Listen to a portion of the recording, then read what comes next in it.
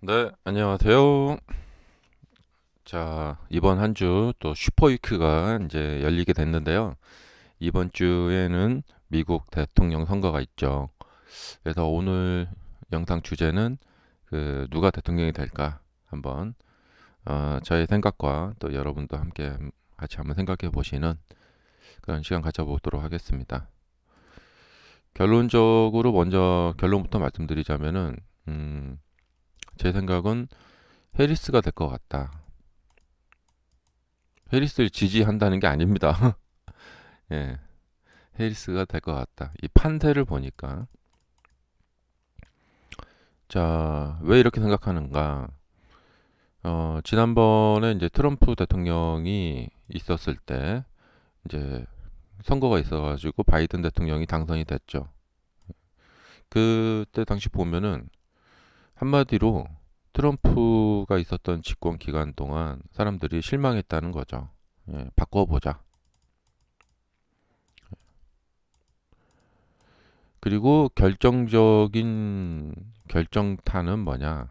항상 이 우리나라 대통령 선거도 그렇고 그 결정타는 뭐냐면 어, 이 판세도 중요하지만 결국에 이 판세에 의해서 이 결정타는 어느 세력이 결집을 더 잘하느냐 그렇게 해서 이 투표소로 어느 세력이 더 결집을 해서 투표소로 더 많이 나오느냐 그러니까 투표소로 나와서 이 참여율이 어디가 더 높으냐 이거에 의해서 결정이 난다고 생각이 됩니다. 그래서 이제 흐름을 보면은 지금 보면은 한국이나 미국이나 비슷한데요. 거의 50대 50으로 진보와 보수가 이렇게 나눠져 있는 그런 형국이죠. 그래서 뭐 미국 같은 경우에는 그 중도 스윙 스테이트에서 이제 결국엔 결정이 난다. 예, 나머지 주들은 거진다 뭐 그냥 민주당 공화당으로 거의 반반씩 나눠져 있기 때문에 52개 준가? 예, 그죠? 어, 그래서 결국에 이 중도 지역에서 어, 어, 살고 계시는 그 이제 민주당과 이 공화당 지지자들 이 사람들이 엉덩이를 소파에서 떼고 투표소로 걸어가야겠죠. 예. 누가 더 많이 걸어가는가? 우리가 이제 투표를 이제 하러 갈 때는 내가 반드시 어떤 사람을 찍어야겠다. 예, 투표소 가는 거 귀찮지만 가서 반드시 어느 사람을 찍어야겠다 해서 가는 거죠. 그러니까 이분들이 이제 이 흘러오는 이런 판세를 보고 우리 편이 예, 우리 편이 질 것 같다. 그러면 내가 가만히 있으면 안 되겠다. 예, 나가서 찍어야겠구나. 질 것 같다라는 생각이 들면 그 세력이 결집을 하게 됩니다. 음, 근데 이제 앞서가는 이 후보자가 계속해서 끝까지 선거 끝까지 계속해서 압도적으로 앞서가면 괜찮습니다. 그리고 어, 기존의 집권당에서 이 바이든 대통령이 아주 그 낮은 그 어떤 인기도 설문조사 같은 거에서 정말 인기도가 정말 바닥을 친다. 예, 그런 경우에는 뒤집기가 어렵습니다. 예.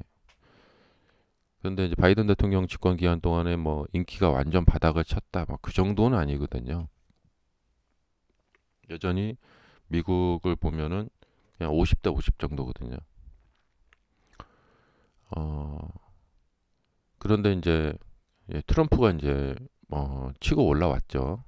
그러면 그걸 보면서 민주당 이 지지자들은 위기를 느끼죠. 야, 이대로 놔뒀다가는 트럼프가 될지도 모르겠다 하면서 민주당 지지자들이 그 이제 사전 투표 있죠. 이 봉투에다가 하는 사전 투표로 엄청나게 많이 그 나갔을 거라고 생각이 됩니다. 그래서 결국에 투표 결과는 어느 세력이 더 결집을 했는가. 어차피 반반인 이런 판세에서는 어느 세력의 결집이 더 강했는가. 이게 중요합니다.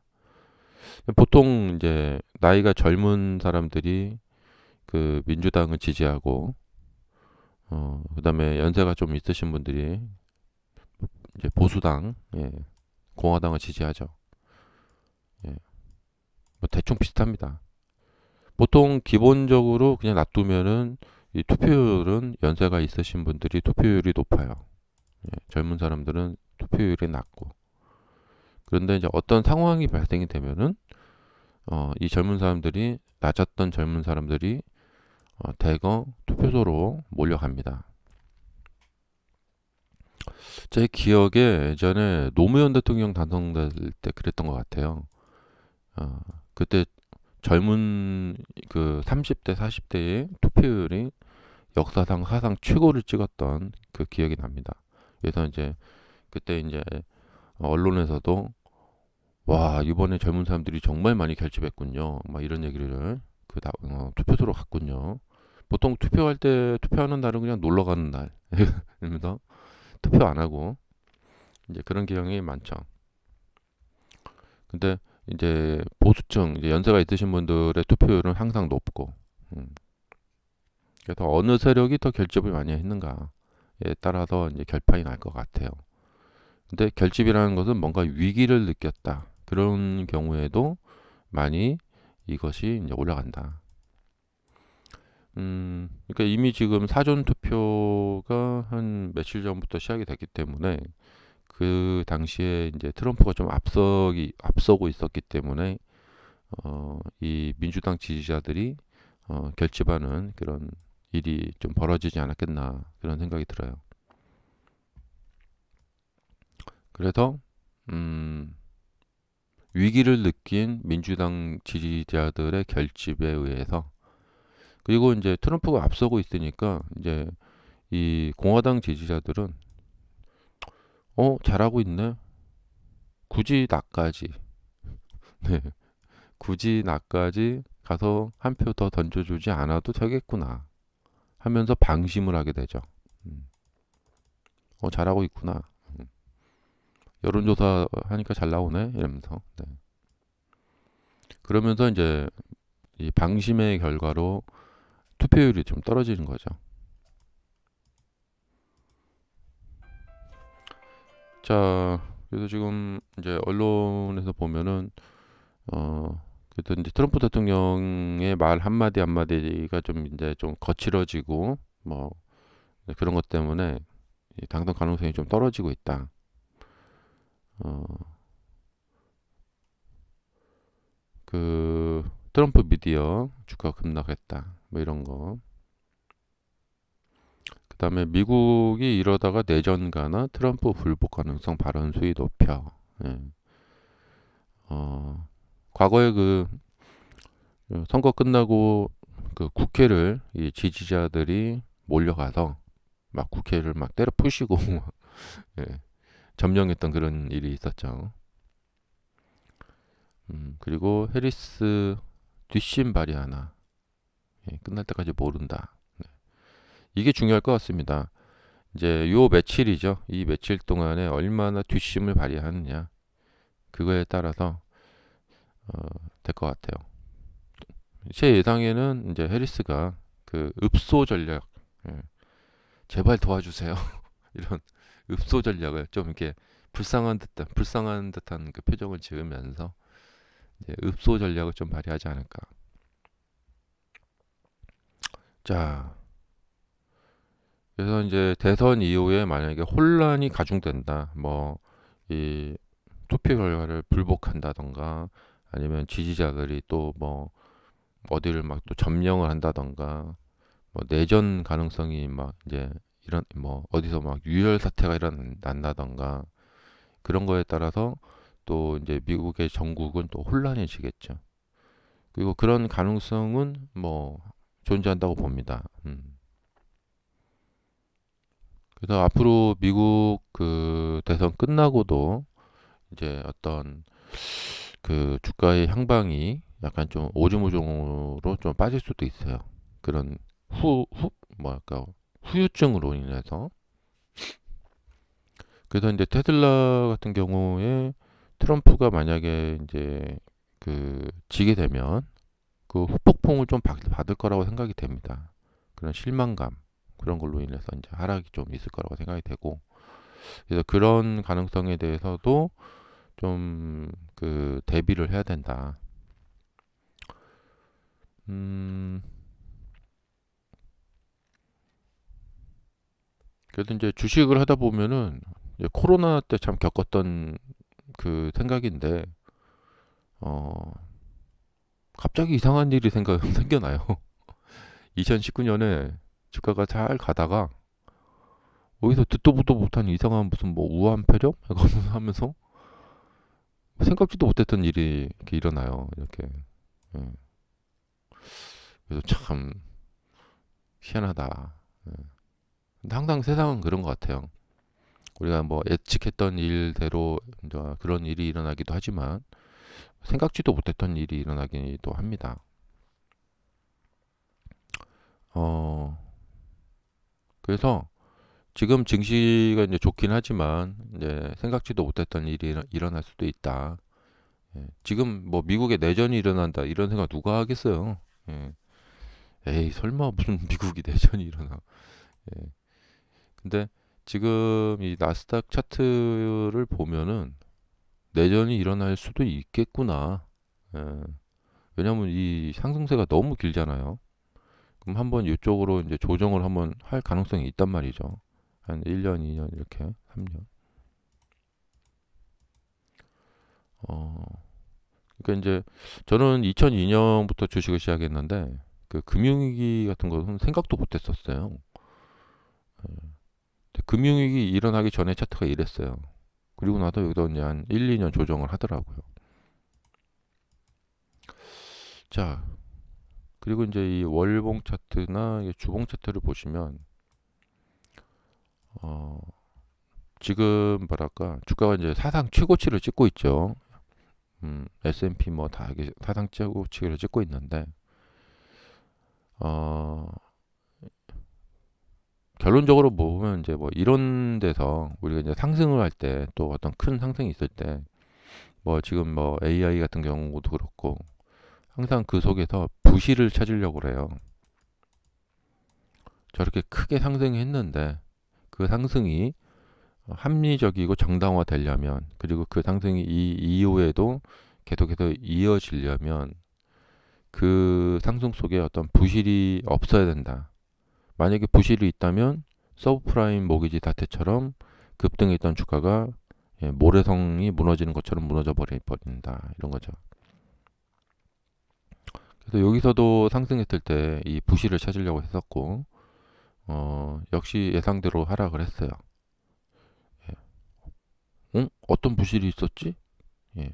뭐냐면 이 상승할 때 어떤 서브프라임 사태 때처럼 그런 시스템적인 부실이 있는 경우도 있고요. 그 다음에 어, 기본적으로 뭐가 있냐면 이 상승했을 때 사람들이 이제 열광적으로 매매를 해요. 지금 뭐 비트코인도 그렇고 뭐 주식도 그렇고 이제 뭐 더할 나위 없이 좋죠.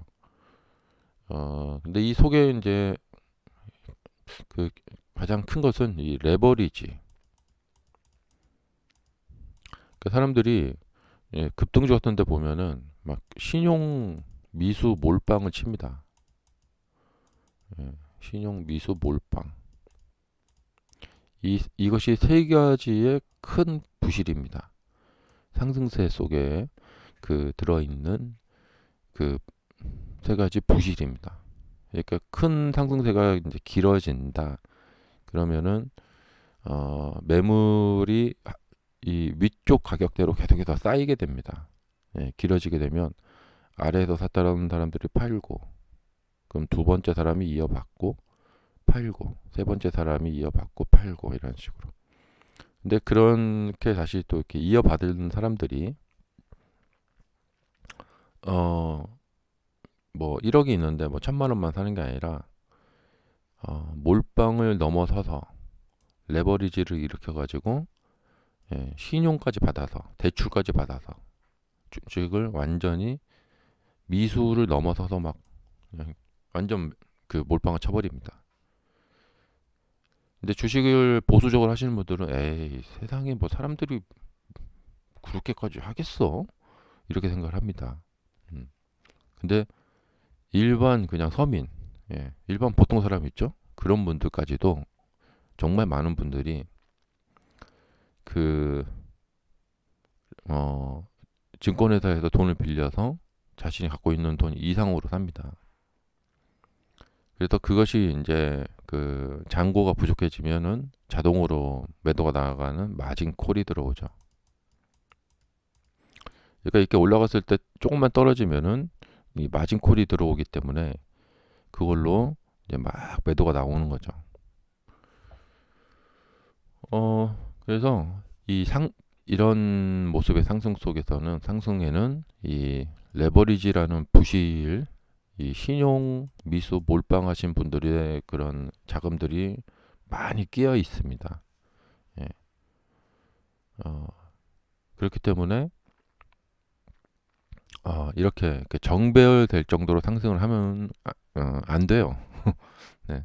그러니까 이렇게 중간에 탕탕 털면서 이렇게 좀 각도가 좀 이렇게 완만하게 가야 돼요. 근데 이제 결국에는 이렇게 올라가게 되죠. 그러니까 각도를 이렇게 머리를 든다는 것 자체가 이 속에 이런 부실이 많이 들어 있다는 거죠. 그래서 이게 어느 순간 한번 빵 터지면 이제 이 마진 콜에 의해서 와르르르 이렇게 무너지게 됩니다. 어. 높이 올라간 가격이 하락하기 시작한다. 그때 현금을 들고 있는 사람은 안 삽니다. 예. 무서워서. 내가 왜 사? 저 높은 가격이 더 떨어지고 있는 걸 내가 왜 사? 그래서 낮은 가격, 어느 정도 적정 수준이 될 가격이 올 때까지 안 삽니다. 그리고 이제 가격이 싸지면은 그때부터 사람들이 사기 시작하죠. 그러면서 바닥이 잡히는 거죠. 근데 높은 가격에서 하락을 할 때는 안 삽니다. 예. 뒷짐을 져버리는 거죠. 그래서 항상 이렇게 큰 상승 속에는 그 속에 어떤 그 부실, 예, 이 레버리지가 들어있지 않나. 자기가 가진 돈 이상으로 끌어와서 사는 그런 것들이 항상 들어있다는 점. 그러니까 이렇게 상승이 나오면은 이 안에는 엄청난 신용 미수 몰빵 자금이 들어오게 됩니다. 그리고 나중에 그 자금들이 이제 마진콜을 당해버리는 거죠. 그래서 강제 매도를 당해버립니다. 그래서 이렇게 큰 급락 있죠. 이렇게 갑자기 뚝 떨어지는 급락이 발생할 수 있는 게 뭐냐면 대규모 마진콜을 당해버리는 거죠. 여기서.